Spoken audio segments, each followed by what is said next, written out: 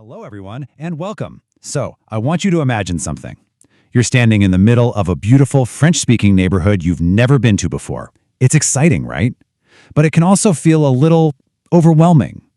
Our goal today is to give you the essential French you need to explore a new place just like that, but with total confidence. Let's get into it. So, picture this. You're looking for a specific spot in a part of town you don't know at all. What do? What's your first instinct? Do you pull out your phone? Do you look for a map? Or do you walk up to someone and ask for help? Well, today, we're going to prepare you for exactly that moment. All right, here's our plan for today. First, we'll learn the names for common shops and places. Then, we'll cover how to ask for directions and, just as important, how to understand the answer. We'll even take a quick look at the metro system before we wrap it all up so you can get exploring. Okay, first things first. You can't really ask for directions to a place if you don't know what it's called in French, right? So let's start by building up our core vocabulary with some essential shops and services you're bound to see. Let's start with a really delicious one. Try saying this after me. La boulangerie. That's la boulangerie. This is the bakery. And believe me, this is a word you'll want to know for those fresh morning croissants. Next up, a very important one. La pharmacie. La pharmacie. This is the pharmacy or drugstore. You'll often spot them by the big glowing green cross sign out front, which makes them pretty easy to find. And here are a few more must-know places. We've got the banque, la banque, the bookstore, la librairie, and a few others. Just knowing these names is the first step to feeling comfortable in your surroundings. You don't have to be perfect, you just need a place to start. Feel free to pause and just look over these words for a moment. So you know the name of the place you're trying to find. That's fantastic. Now for the next step, how do you actually ask somebody for help? Let's put that new vocabulary to good use.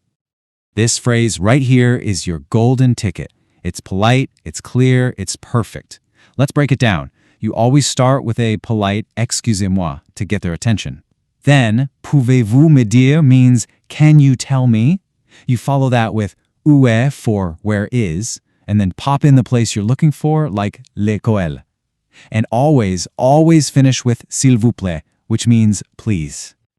Okay, you've politely asked your question. Now comes the part that can feel a bit tricky, understanding the response. But don't worry, people usually use pretty simple, common phrases, and the trick is just to listen for a few key words, which we're about to go over right now.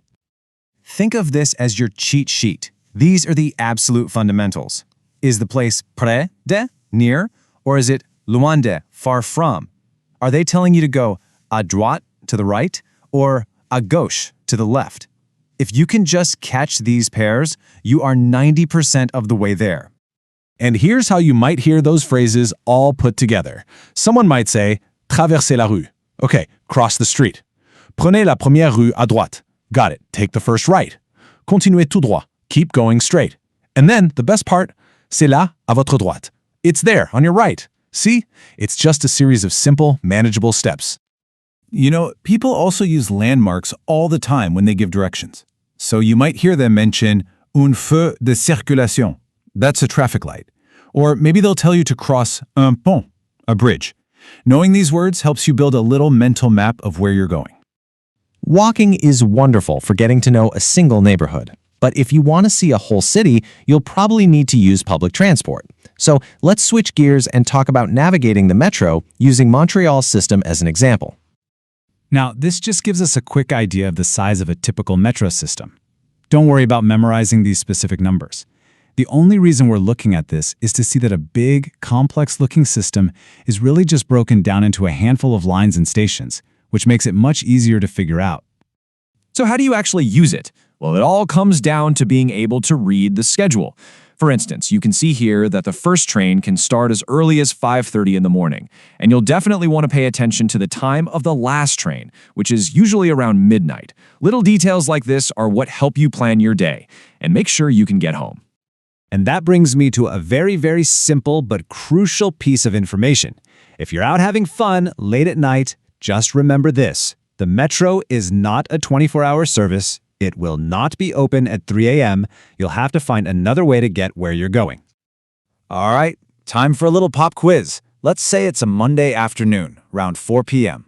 That's 1,600 hours, and you have your bicycle with you. Can you take it on the metro? What do you think?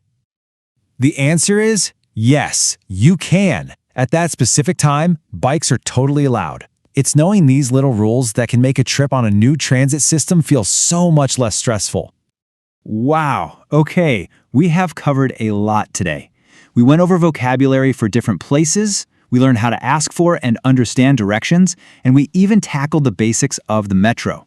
You officially have the starter toolkit you need, so let's put it all into practice. So let's end with one final challenge. Imagine you're standing at the pharmacy. Someone walks up to you and asks, Pouvez-vous me dire où est le parc? Can you tell me where the park is? Now, using all the words we learned today, like traverser, continuer, à droite, à gauche, how would you guide them there? Take a second and think it through. This is exactly how learning turns into knowing. You're ready to get out there. Enjoy the adventure.